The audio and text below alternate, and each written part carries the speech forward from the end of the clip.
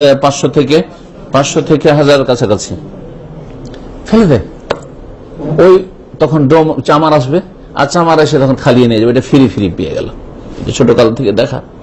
জি হ্যাঁ, অথবা মাটিতে বুঝতে দিল, চামড়াটা থেকে উপকৃত হলো না। অথচ মুসলিমরা এই পেশা করলে তাতে মান ইজ্জত যায় না। চুরি করলে মান ইজ্জত যায়, ইমান যায়, আর দুনিয়াও যায়। দুনিয়ায় অপমানিত হয়, আর দিন যায় ফাসেক বেদিন হয়। ডাকাতি করলে, ছিনতাই করলে, বেঈমানি করলে, ব্যভিচার করলে, যে কোনো পাপ করলে, মদ খেলে, হারাম খেলে, হারাম রুজি রোজগার করলে দুনিয়া যায়, আখেরাত যায়। দুনিয়ার মান ইজ্জত যায়, লাঞ্ছিত হয়, আর আখেরাত নষ্ট হয়। জি, কিন্তু এই ধরনের যতই নিম্নমানের কাজ যেটাকে সামাজিক ভাবে মনে করছেন, এগুলো শরীয়তে জায়েজ, এসব পেশা জায়েজ। মুসলিম চামার হইতে পারে, মুসলিম মেতর হইতে পারে, মুসলিম ডম হইতে পারে, কোনো অসুবিধা নেই।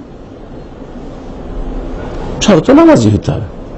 হাইয়া আলাস সালাহ হয়েছে, তার আগে গোসল করে পরিষ্কার পরিচ্ছন্ন হয়ে ডম মেথর চামারকে আল্লাহর কাছে হাজিরা দিতে হবে, সে জান্নাতি। কিন্তু আতরে যদি ডুবে থাকেন, হ্যাঁ, রাষ্ট্রনায়ক আর পুঁজিপতি, আর আল্লাহর সাথে সম্পর্ক যদি না থাকে, তাওহীদের জীবন না থাকে, শিরকের জীবন যদি থাকে, বেদিনী নাস্তিকতার জীবন থাকে, তাহলে চিরকাল জাহান্নামে নিকৃষ্ট আল্লাহর কাছে। উলাইকা কাল আনআম বাল হুম আদাল, চতুষ্পদ জন্তু বরং তার চাইতে নিকৃষ্ট। ওই লোকের চাইতে অনেক ভালো ওই ডোম মেথর আমার মুসলিম, যে 5 ওয়াক্ত নামাজে আল্লাহর হক আদায় করে, মানুষের হক আদায় করে।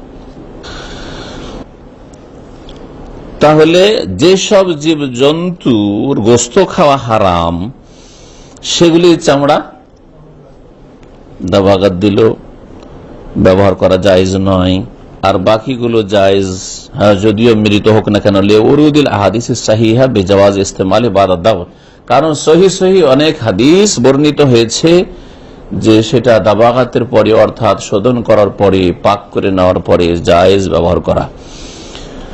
এবং এই যে চামড়াতে যে নাপাকিটা আছে, অপবিত্রতা আছে, সেটা হচ্ছে অস্থায়ী। সেটা শোধন করলেই, অর্থাৎ ওই চামড়াটাকে পাক করলেই, যারা চামড়ার ব্যবসা করে তারা বুঝে ভালো করে তো কিভাবে করতে হয় আজকাল। তো দাবাগাত দিলে কি হয়ে যায়, এই অস্থায়ী নাপাকিটা দূর হয়ে যায়। নবী করিম সাল্লাল্লাহু আলাইহি ওয়াসাল্লাম থেকে